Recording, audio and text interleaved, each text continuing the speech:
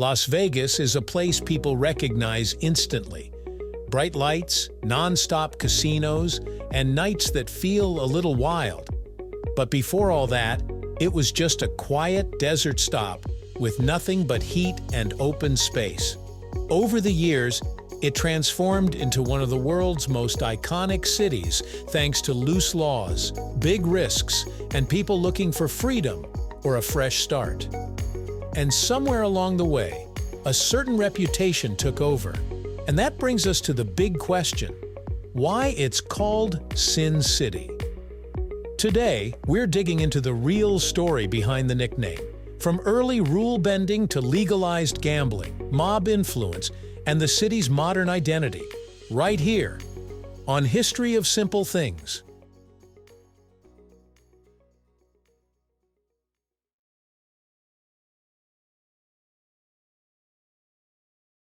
Before the neon lights, before the mega casinos, before movies and music made Las Vegas iconic, it was just scorching desert. No one looked at the place and said, "Yeah, this is where the world will gamble." But everything changed in 1905 when Las Vegas became a stop for the Union Pacific Railroad. Trains brought travelers, workers, and opportunities. The moment people started passing through the area, the first unofficial part of the Sin City personality showed up: freedom. Nevada had a long history of being more relaxed with its rules compared to the rest of the United States. Divorce laws were easier.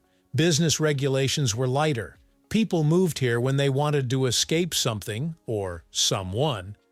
The desert became a place where you could start over, disappear for a while, or bend the rules without anyone batting an eye.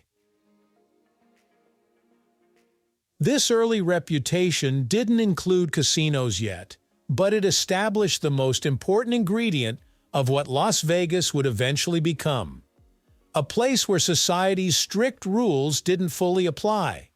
And that space, between what people should do and what they want to do, would soon become the foundation of Sin City.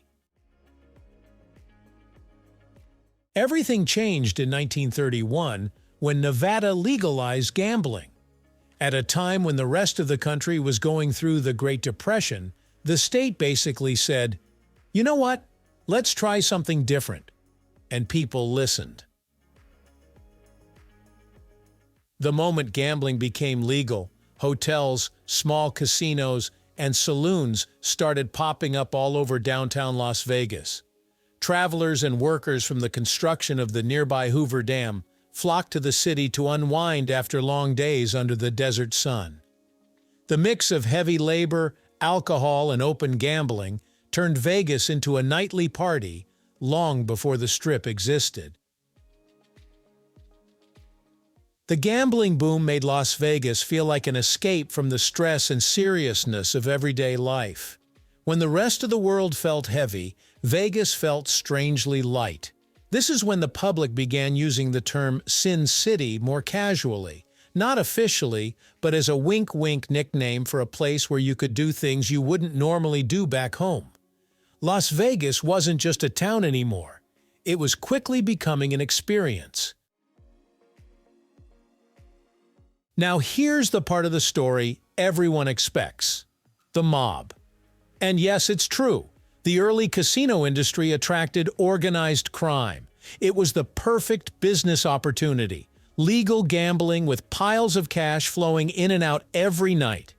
Several mobsters, most famously Bugsy Siegel, helped develop the first major resorts, including the Flamingo in 1946. The mob's involvement wasn't just criminal. Ironically, it helped shape the luxury side of Vegas. These early casino bosses wanted travelers to feel like royalty. They introduced glamorous showrooms, all-you-can-eat buffets, extravagant hotel rooms, and entertainment that could only be found in the desert. They understood something simple: the more fun people had, the more money they spent. At the same time, their presence added an edgy, forbidden layer to Las Vegas's reputation. It wasn't just a city of gambling anymore. It became a city of secrets, deals, and behind-closed-doors drama. The nickname Sin City suddenly had weight. Vegas was exciting, but it was also dangerous in a charming kind of way. It felt like a place where anything could happen. By the 1950s and 60s, Las Vegas entered its golden age. The Strip took shape with hotels like the Sahara, Sand, and Dunes. Celebrities performed nightly: Frank Sinatra, Dean Martin, Sammy Davis Jr., and countless others. Vegas became a mix of high-class entertainment and low-key mischief. The rise of the Strip created something new, a city built entirely around pleasure. Everything was designed to make people feel good. Endless drinks, 24-hour casinos, flashy signs, live music, and themed hotels that made you forget reality for a weekend. This era cemented the nickname. Reporters started using Sin City in newspapers. Visitors called it that jokingly, but also a little seriously. Every corner had something tempting: gambling, drinking, nightclubs, showgirls, and the thrill of winning or losing money in seconds. Las Vegas fully embraced the nickname. It didn't run away from it, it ran with it. Fast forward to the early 2000s, when Las Vegas introduced one of the most iconic marketing lines ever: "What happens here, stays here." That single tagline did more to lock in the Sin City identity than anything from the mob era. It captured the modern version of Vegas, a place where adults could relax, let go, and enjoy a guilt-free escape. People came to celebrate, forget stress, reinvent themselves for a weekend, or just have fun without anyone judging. Because of that message, Vegas fully embraced the playful, vacation-style idea of sin. Bachelor parties, concerts, celebrity shows, and themed hotels became part of the city's personality, and the nickname stuck because it summed up exactly what Vegas had become: a place built for fun, freedom, and a little harmless mischief.